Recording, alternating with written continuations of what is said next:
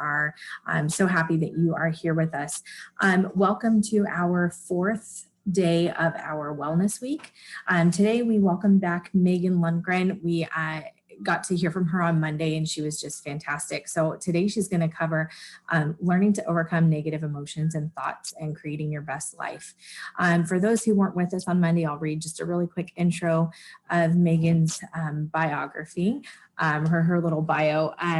Megan is an MSMFT and she's a licensed therapist and director of relationships for Better in Monrovia.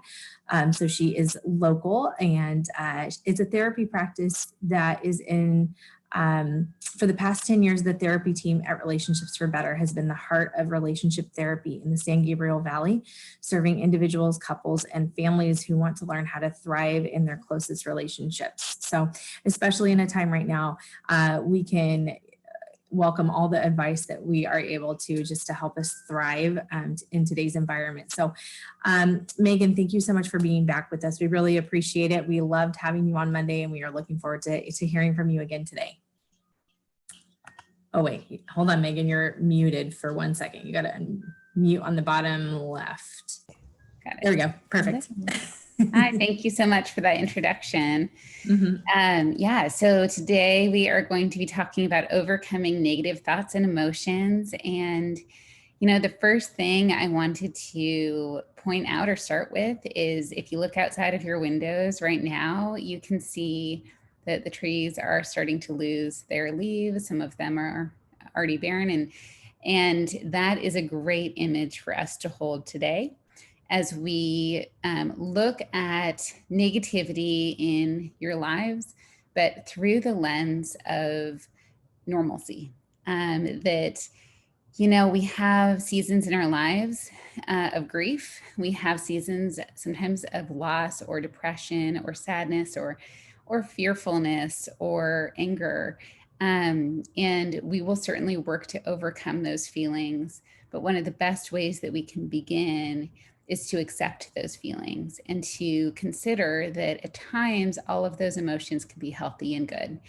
And just like the leaves fall from trees and they look so barren and empty, spring comes, and that is just part of the cycle. And so if we can, we are much more likely to be able to work towards hope if we integrate an awareness and acceptance of loss at the same time. And certainly in a time like this, in the midst of pandemic or financial struggles or isolation, you know, we would be remiss to just look at thriving alone. We also want to look at how know normalize loss so that we can truly and authentically thrive. And so, you know that hopelessness does not have the last word, and that we can seek hope, but we can also accept the challenges that are sort of on the way to hope, if you will. One of the things I really wanted to highlight today is grit and resilience. Those words are similar. They both have to do with an acceptance and even celebration of dealing with resistance, and accepting that resistance actually is character building. Resistance makes us stronger. For example, when muscles are being built, they tear and then repair. That's how you get, you know, muscle growth, for instance. The tearing is an essential part of the process. When you plant seeds, I'm a big gardener, so interestingly, seeds have to break open in order for new life to come. And so I want you to really hold that image today: brokenness and growth. That's how the process works. There's no shortcuts. And so if you can consider seeking personally grit and resilience, I think you will be much more likely to thrive in the long haul, because this won't be toxic positivity. It won't be cheap, you know, outcomes. It'll be earned growth, and that is true thriving. That's what I want people to have, is thriving throughout their entire lives, not just for a day. So together we're going to seek grit and resilience. And the process for that I have observed as a therapist is first releasing what you can't control, and taking charge of what you can control. Focus on growing and challenging yourself each step of the way. So some common phrases I'll use are, do it scared, for instance, if someone is seeking a positive change in their lives, but is anxious in the process, normalize fear, normalize challenge. Let yourself be a lifelong learner where you are looking at progress as what you celebrate. So an example is in research on how kids thrive. If you tell a child, you're so smart, sometimes that'll give them a boost for a moment. Sometimes it'll actually spark insecurity if they know, well, but I don't know X, Y, and Z. But what sustainably helps kids thrive is you worked so hard, or I loved to watch you play, or normalizing a sense of progress that, the process is what's important, not the outcome. And the more we can affirm character, the more we can affirm you worked so hard through that especially difficult problem. When we do that for other people, when we do that for ourselves, that is what is going to really boost our sense of confidence. So we don't have control over the outcomes. You as realtors know this well. And we have a whole lot of control over the process of how we approach a situation, what our perspective and attitude is, how much learning we gain from losses, how brave we are. So in vulnerability, I would very much prefer that you all accept your humanity and work towards sustainable growth through resilience and grit. If you blame, shame, or victimize yourself, meaning if you say, man, I didn't make that sale and it's this person's fault, or I didn't make that sale and it's my fault, or you victimize yourself, like things just never work out my way. You are self-sabotaging and you are living out of insecurity and fear. You're not taking responsibility for what you have control over. So grit and resilience means making a commitment to showing up for hard work because you are confident in yourself. And that is really what you want to try and aim for in terms of an attitude. It's okay to, name extra resistance, for instance. Oh man, I didn't see that one coming. All we want is for you to be a truth teller.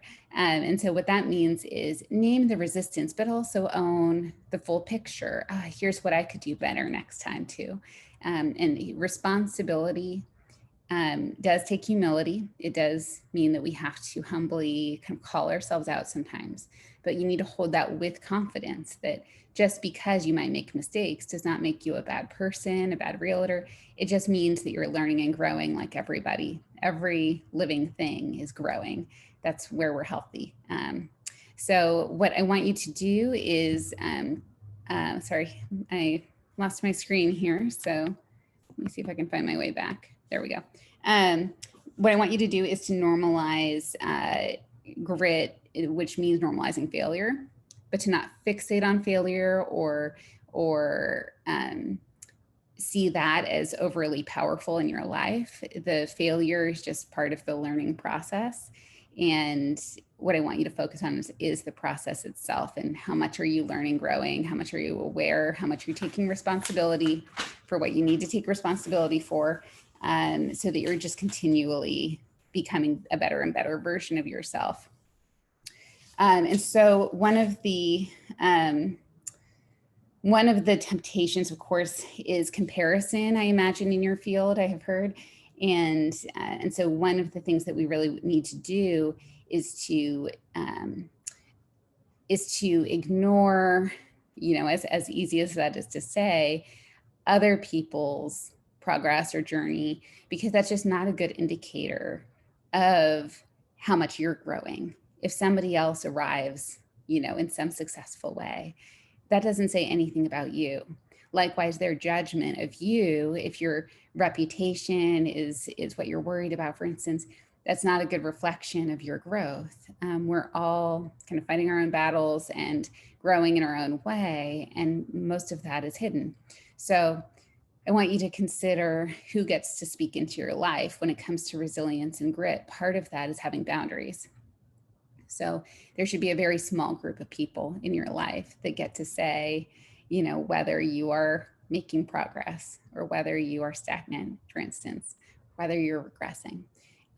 So I do want you to be open to the possibility that other people get to have that role in your life, but maybe that's a family member, maybe that's a spouse, maybe that's a therapist, but I certainly wouldn't want it to be your clients who are biased in their perspectives. I wouldn't want it to be your coworkers who are biased in their perspectives, possibly, unless they have sort of a mentorship like role.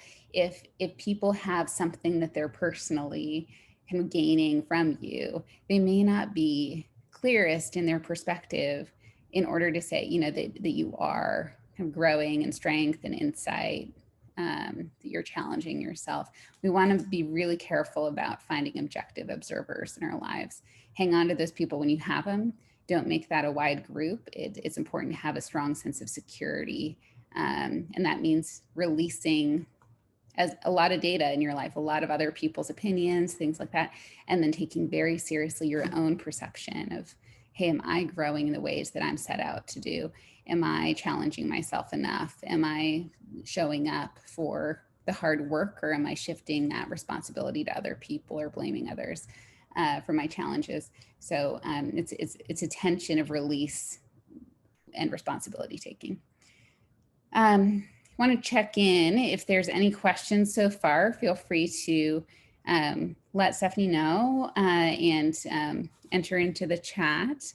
I don't see any chat so far, so feel free to do so if any of this is needing any more explanation. I also wanted to highlight some stories of resilience I've seen to demonstrate some of these points and to add some nuance as well. So one of the stories of resilience that I find really interesting is tragically through the stories of parents of kids with cancer. And I think that this study highlights the importance of externalizing the problem. And so let me explain what this means. Parents of kids with cancer, their relationships research go in one of two directions. Either parents of kids with cancer have the highest level of satisfaction in their marriages, typically, or parents of kids with cancer divorce. But you find few marriages that stay in the middle. We're doing fine. Of course, some do. It's just not as typical. And when asked, when we look at that group of people who are thriving in their marriages, who have been through that incredibly difficult circumstance, the way that those couples describe getting through a tough circumstance is, well, the problem wasn't between us. The problem was the cancer. We had to battle, we had to stand together, closer than ever, unified, in order to battle that cancer. And I think that sheds light on one of the secrets of resilience and grit, which is externalizing the problem or taking the problem outside of yourself or outside of your relationships, and instead focusing your attention on kind of building confidence, building a sense of security with yourself or with your closest relationships, so that you have all the energy that you can bring together to fight that challenge. And so if you're feeling like you are dealing with any one kind of particular big, heavy problem in your life, do consider whether you are telling yourself the story that you're part of the problem, or whether we can do this with, let's say, anxiety, for instance. You can say, well, I'm an anxious person, which only kind of victimizes yourself to apply labels too often. Even if it's true, we want to be careful with that. Or to say, I'm battling anxiety, kind of holds a different level of responsibility. Well, if I'm battling anxiety, what am I doing to challenge myself to overcome that? And so be careful with language, be careful about seeing yourself as part of the problem, and try to separate yourself from the problem to help motivate yourself to take responsibility and change the circumstance that you're in. Another story of resilience that I think is helpful for us to keep in mind comes from marathon runners. Every marathon runner I've ever talked to has walked me through the same process. When I ask, how did you do that? I am not a runner. I don't understand. How did you do that? And they always say the same thing, which is, funnily enough, a lot of them actually don't love running, but they like other aspects of that experience, like accomplishment, for instance. And so what they say is, well, instead of thinking about running that, long distance, all I focus on is in the morning, I'm going to get out of bed. And then if I can get out of bed, I'll try and challenge myself to put on my shoes. And then if I can put on my shoes, I'll challenge myself to go outside. And then if I can go outside, I'll challenge myself I'll just run down the block. And if they run down the block, they say, well, I guess I can run a mile.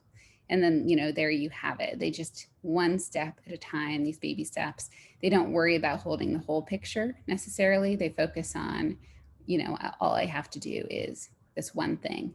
So try to, when you think of yourself as an empowered, brave, resilient, gritty person, don't think about, again, that end product. Think about the process. How can you break it down into the most small, manageable steps possible, and just challenge yourself with the next step. That's all that you need to do. That's all you have control over is the present. So presently, what's the most important thing for you to be doing? Let's see, another story of resilience to highlight. Okay, so the most common question therapists are asked when people come into their offices for the first time is, can you help me not feel depressed, help me not feel anxious, help me not feel, X, Y, and Z feeling. And when it comes to negative emotions, one of the challenges is that if we're focusing a lot of our energy and attention on not feeling something, we're still focusing on the problem and not the solution, or we're still focusing on the lies of, hopelessness and helplessness, feeling like we're hopeless and helpless, instead of focusing on what's true about ourselves. So what you want to do is focus less on, I just don't want to feel this thing, and focus more on how can I speak truth to myself, or how can I nurture myself when I am feeling this thing. And what I've noticed is that, most people don't have full control over their first triggering thoughts. If you feel insecure, let's say, the first hit you don't have control over, but you have so much control over the second thought, the third thought, the moments that come after that. And I find that when people focus their attention on that layer, on those follow-up thoughts, those first initial hits of, let's say, insecurity hardly bother them at all. Well, if I feel insecure, I remind myself that I'm beloved. I remind myself that my family values me so much. I remind myself that I am so strong and capable, that I have choices in this situation. There's so much hope that people can remind themselves of when pain hits. And so, I don't worry so much about ridding my clients of depression and anxiety 100%, for instance. I worry about when depression or anxiety hits, do they have the tools that they need? And I find that to be much more important in terms of long-term happiness and long-term growth, sustainability. So I want you to focus on that if possible. Don't worry so much about resisting feelings that are negative. Worry about when those feelings hit. Are you getting to work right away on those feelings? Are you figuring out where they came from? Are you aware of the roots of those challenges? Do you have adaptive coping mechanisms that you can use? It can be something as small as, you're feeling stressed. Tell yourself, get up and get a glass of water, for instance, because at least that brings you back into the present moment. That small act is an act of responsibility, saying I can do something about my stress, as opposed to helplessness. Oh no, I'm a stressed person. I can't do anything about this. So try to not rid yourself totally of these negative thoughts. Try to just get to work on healing, on responding to the thoughts when those thoughts arise. Let's see. Lastly, I want you to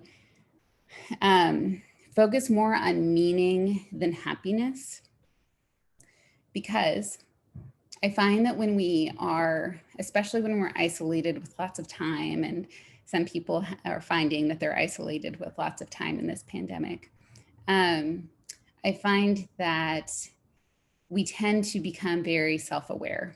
And self-awareness is a coin with two sides. On the one hand, self-awareness can be excellent because it can lead us to question some of our automatic impulses and help us be very intentional with our lives.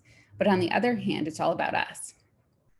And I have found that one of the secrets to resilience and happiness in the long haul is being focused on either other people or more meaningful things in life than just us. We are all worthy of love and care, of course, but it's just a small thing to focus on, one person for an entire lifetime. So try to focus on big things, big meaning in your life. What's your big why of why you're doing real estate, for instance? And consider how you can focus your attention, or another word for this would be just distract yourself from the negative thoughts with more meaningful thoughts. What if you were to consider depression or anxiety as a waste of time? Okay, I have depression, I have anxiety, but what's next? What do I need to do today?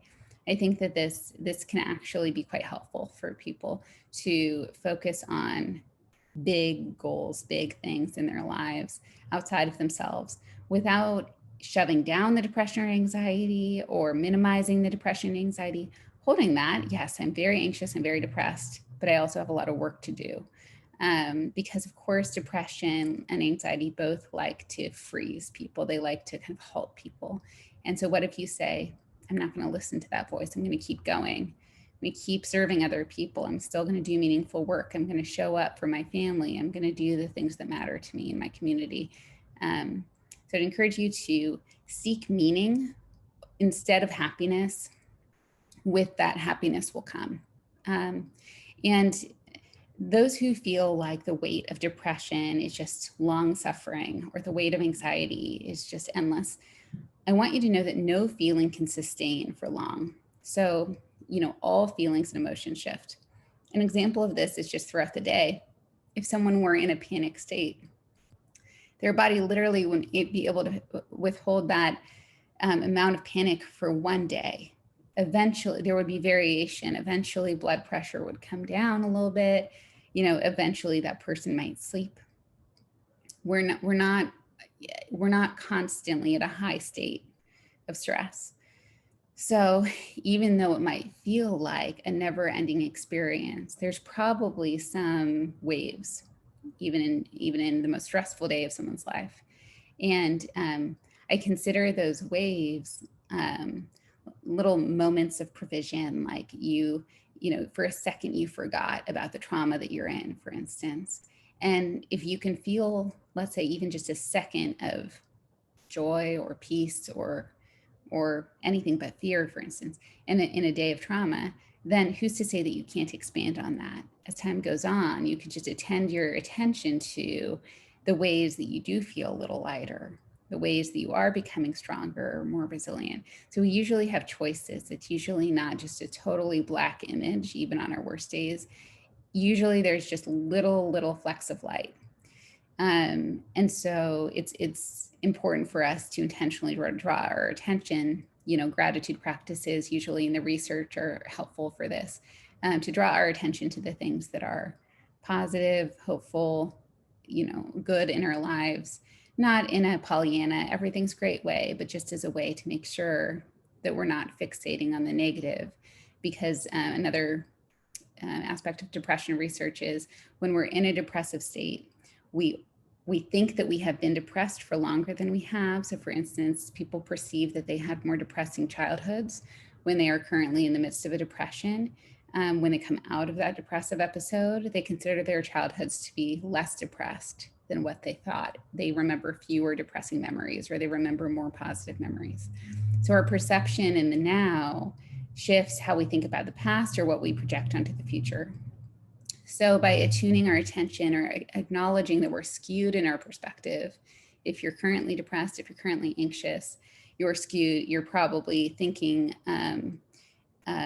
focusing on more of the negative parts of your history or negative possibilities in the future. If you can know that you're going to be a little irrational or a little skewed in that perspective, then you can balance that out by intentionally drawing your attention to what are the things in my past when did I feel good? When was the last time I felt peaceful or happy or laughed? Can I imagine feeling that way in the future, and sort of disciplining yourself to hold a little more balance, worrying less about forcing yourself to feel happy in that moment. I wouldn't expect someone in a depressive episode, for instance, to feel happy, but I would challenge them to try to recall those little flecks of light, the times when things were hopeful, whether it be that day or long ago, and to use that as fuel to imagine that perhaps the future might not always feel so bleak. As is often said, this too shall pass. It's just important for us to hold hope for the future in the midst of difficulty. And we can be hopeful without necessarily forcing happiness in this moment. So, with all of that, I just want you to know that that there's always help if you find yourself stuck in cycles of negative thinking.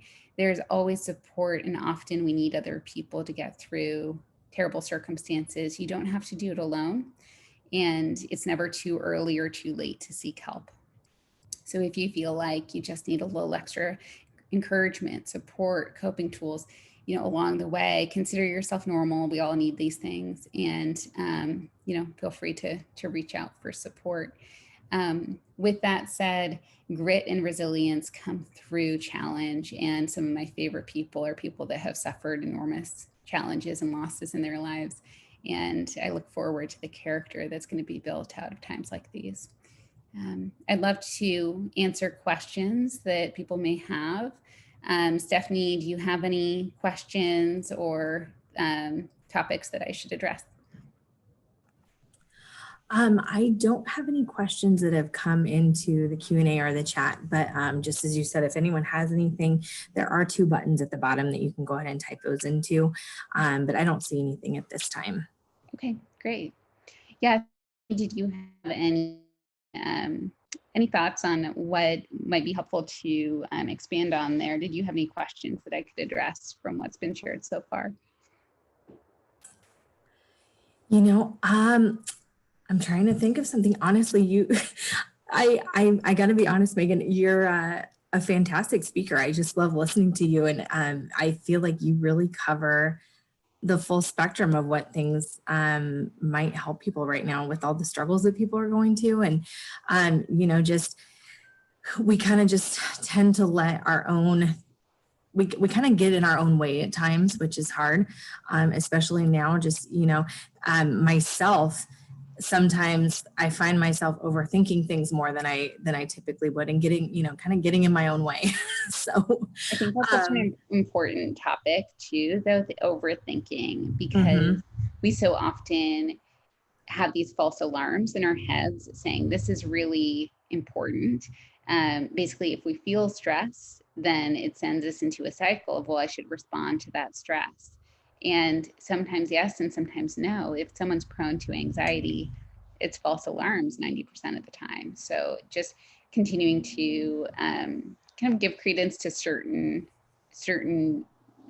challenges in life. For instance, if a loved one is suffering and you're feeling like you need to do something about that, by all means, let yourself consider what your options are. But if the stress is simply coming from kind of a frenetic energy because everybody's stressed today, or if the stress is coming from I just feel like a failure, or these things that are either based on lies about ourselves or are based on just physiological responses to our environment, how much coffee we drank that day, for instance, then we don't need to listen to the false alarm, and we can dismiss some of those just right off the bat. And then at other times, our stress responses need, some serious work to understand what are we believing and how do we work through that. But Absolutely. yeah, stress and depression, all these things are just rampant right now. So you are normal for any of you that are dealing. I see one comment in the chat. Do you have any ideas on what we would do to recognize possible negative patterns stuck in negative self-talk? Yeah, thank you, Julie. So yeah, feeling stuck is a really common feeling, especially when it comes to negative self-talk, because we tend to tell ourselves the same negative messages again and again and again because of our neural pathways. We are tape recorders. We don't have a lot of original thoughts. We have the same thoughts again and again. And so if we recognize those, first, I just want to say congratulations, because that is a huge accomplishment to recognize what the negative talk is. A lot of people just think, well, I have low self-esteem, for instance, but they don't take the time to understand, well, what is that thought that you're believing about yourself? Do you feel not good enough? Do you feel defective? Do you feel unworthy of love or unworthy of being heard? Or, there's a lot of variations. And it's difficult for us to ground ourselves from negative self-talk patterns if we don't know exactly what we're grounding ourselves from. So first we have to be able to do what it sounds like you've done, which is figure out what's the exact story we're telling ourselves so that we can respond effectively to that story. It's just much more soothing and believable if we can address that exact fear or that exact insecurity. If you have negative patterns of self-talk, chances are there's a good reason for that. So I would also want to advocate for self-compassion, that probably at some point somebody fed you that message, maybe many somebody's.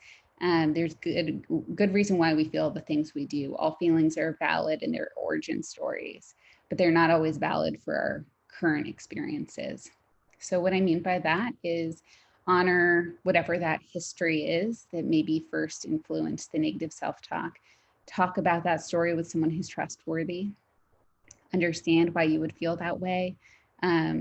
See that you were, a survivor of that situation, that harm was done and that negative feelings were natural. But perhaps you've projected that person's message. Let's say that the message was, you're just not good enough, or you're a failure, you're not worthy of love. That person might have really said those things or acted in a way to convey those things, but that doesn't speak the truth, let's say about a child that is spoken to or dealt with in that way. That wasn't true about that person. It's just understandable why a child would feel that if someone treats them in that way. So we can hold self-compassion by knowing the origin story and kind of holding that pain from the origin story, but also we need to be able to speak truth. You didn't deserve to be treated that way. Nobody does. Try to see the other person's flaws. Whoever kind of put these messages into your head, try to see them as a broken person hurting in their own right, and not give them too much power.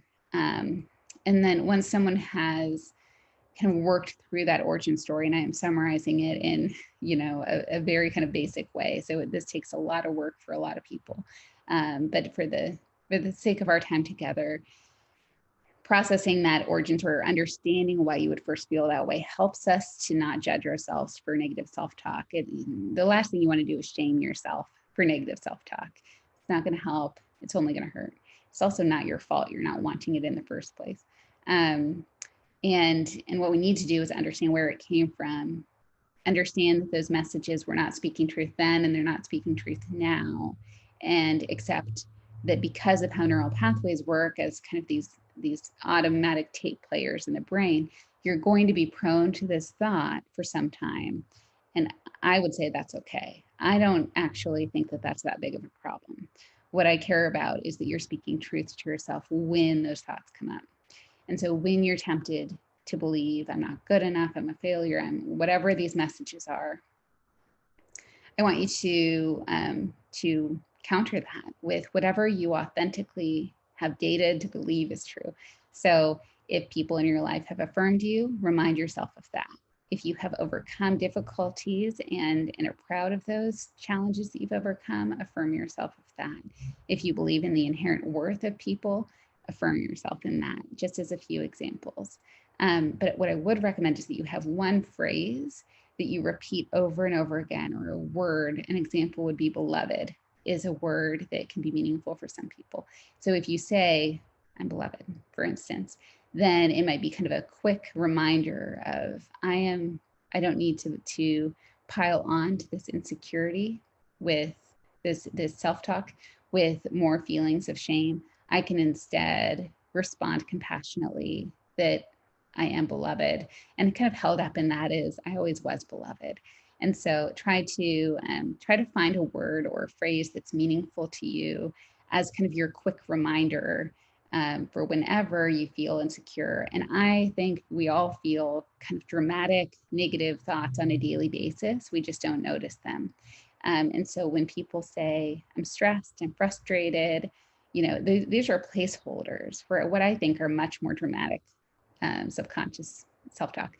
So usually I think we tend to feel like I'm unlovable or I'm unsafe. We feel much more intense emotions in our subconscious. And so our response has to be just as impactful. We can't really ground ourselves from frustrated, but we can very much ground ourselves from I feel unsafe or I feel unloved. That you can really speak to. You can tell yourself what is true. So if you can try to understand the really, probably dramatic self-talk message that is wrapped up in insecurity, and try to speak truth to that in a way that is believable for you, that you truly, can hang on to. Usually we need some data to back that up. So you need what I call corrective experiences or memories of when you were valued or were treated as beloved, for instance. Try to have some reference points that help you know you're not just kind of boosting yourself, but this for, you have something that you can kind of hang on to there, and then anticipate that you'll feel this more often than you might want to, but you can always ground yourself in truth. And as you do that, as you kind of remind yourself of what's true about you, what we see is neural pathways don't often go away. They tend to build associations instead. So when you feel insecure, you'll then feel beloved. You'll kind of be quickly reminded of that if you do this exercise often.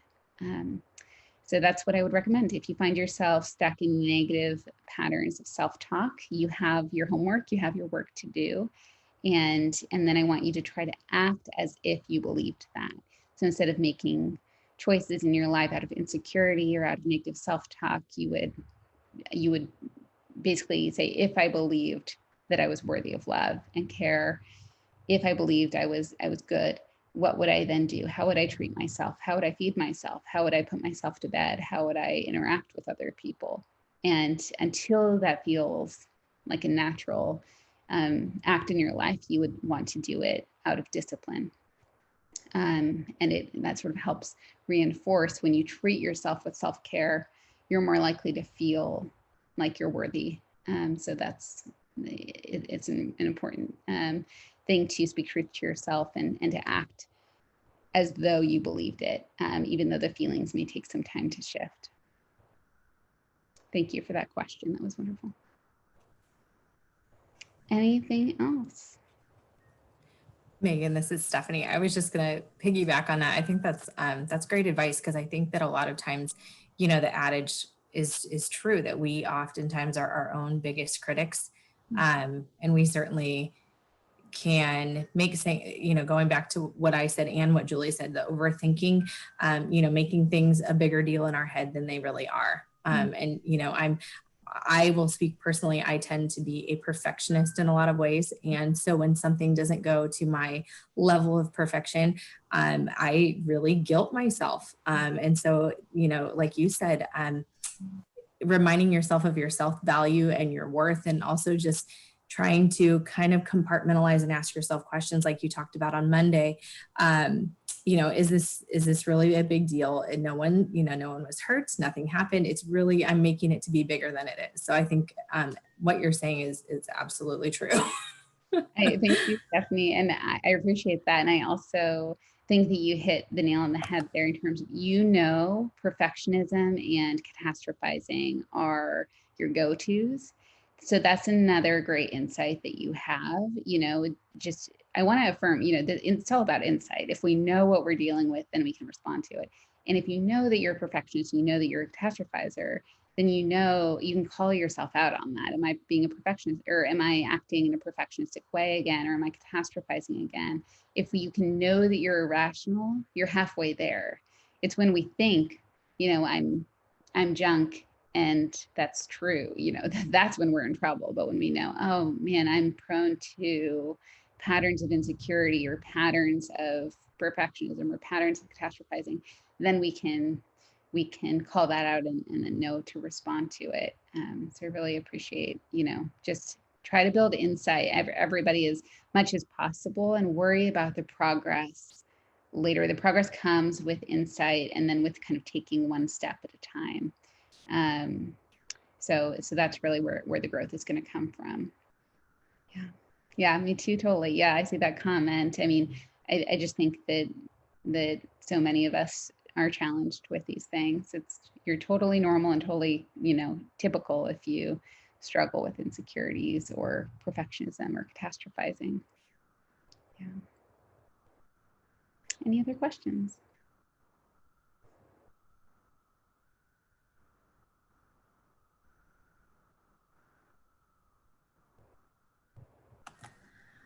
I don't see any other questions, Megan, but I just want to thank you again. Honestly, I cannot tell you, I thoroughly enjoyed your presentation on Monday and also today.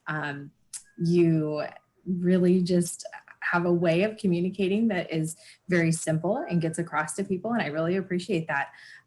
It's definitely a wonderful quality that you have, and I'm so thankful that you were able to share that with us, just with so much going on right now, the stresses that everybody has all across the board. And it's helpful to kind of do a self-check and check in with ourselves and try to just do, better ourselves in a lot of ways, but also making sure that we're touching on that mental aspect and making sure that we stay mentally healthy as well. Absolutely. Mental health is essential. It's so important. And thank you so much, Stephanie. I really appreciate your words. And remember that mental health is not just being happy all the time. It's about kind of accepting the range of emotions, making room for things like grief and loss. That's okay and healthy too. And then also challenging the lies, which, we're all prone to, knowing what your common lies are that you tell yourself, for instance, insecurity or being not good enough. And then, do the work that's needed to remind yourself of truth and make choices in life that support that. And, we're all just one day at a time. We're so focused on when we don't get it right. And I'm reminded of, for instance, this, I led a meditation group for anxiety once. And the common question when you're doing something like that is, well, what do you do about distraction? You know what you want to do, you want to meditate, but then you get distracted constantly. So how do you deal with that? And I was reminded of this quote from one of the, they're called Desert Fathers, or kind of the ancient Christian mystics, who had this quote when he would teach people to meditate, and his students would say, what do we do with distraction? And he said 1,000 times to return to God. So each challenge is just this chance for us to say good news to ourselves. Oh, you're feeling insecure. You're actually worthy of love. It's not a bad thing to have that be a constant process in someone's life, because then you're constantly telling yourself good news. Oh, you're safer than you feel. You're better off than you think. You're more loved than you think you are. I think that that's great. And I know it feels really heavy when you're stuck in it. But once the process gets going, you just keep pulling yourself back. And that can actually be a really hope-filled process. So I hope that you all just practice this, on a day-to-day. Feel free to email me if you have any questions or reach out if you need any support. But Stephanie, I'm so grateful for the opportunity. Thank you so much. Absolutely. Again, we are so thankful. I'm going to go ahead and put Megan's information up on the screen. If I can get it there. You should be seeing it right now. But if you have additional questions or wanted to reach out to Megan to kind of continue the conversation, or just if you had specific questions about her presentation today, her phone number should be showing up on your screen. And if you're not seeing it for some reason, please feel free to reach out to me after the fact, and I'm happy to pass that information along. Also, we did record this session, so we will be posting it later for you to view at a later time if you wanted to go back and kind of work through it again on your own time. But other than that, Megan, thank you so much. We are so appreciative of you and your time and the wisdom that you were able to share with us. Thank you. Take care. Thank you. You as well.